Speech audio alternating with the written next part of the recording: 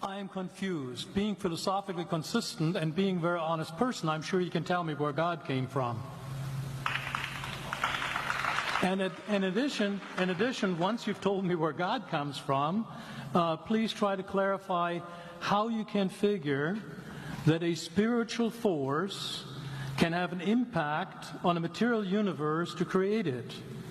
I think that some years ago we already talked about that kind of thing in philosophical circles at any rate, by posing the question, if angels are made of spiritual matter and a pen is made of material matter and spiritual matter displaces no space, how many angels can dance on the tip of a pen?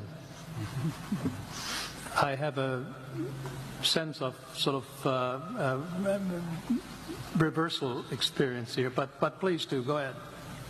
You got 5 minutes. Now, I just want to know which question. That's all right. You may take the rest of the minute. We're supposed to do one question at a time. Which one would you like?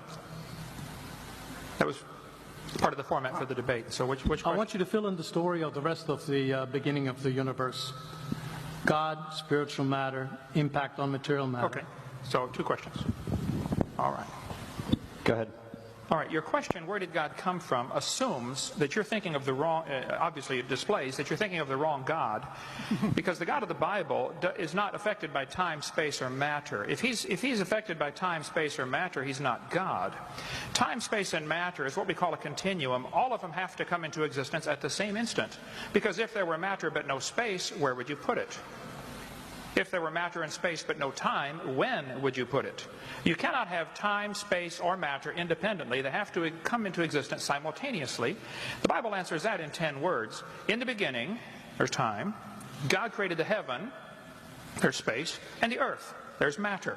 So you have time, space, matter, created a trinity of trinities there. Just, time is past, present, future. Space has length, width, height. Matter has solid, liquid, gas. You have a trinity of trinities created instantaneously. And the God who created them has to be outside of them. If he's limited by time, he's not God. The guy who created this computer is not in the computer. He's not running around in there changing the numbers on the screen, okay? The God who created this universe is outside of the universe. He's above it, beyond it, in it, through it. He's unaffected by it.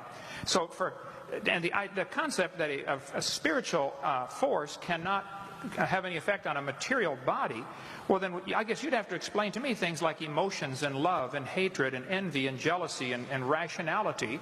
I mean, if your brain is just a random collection of chemicals that form by chance over billions of years, how on earth can you trust your own reasoning processes and the thoughts that you think?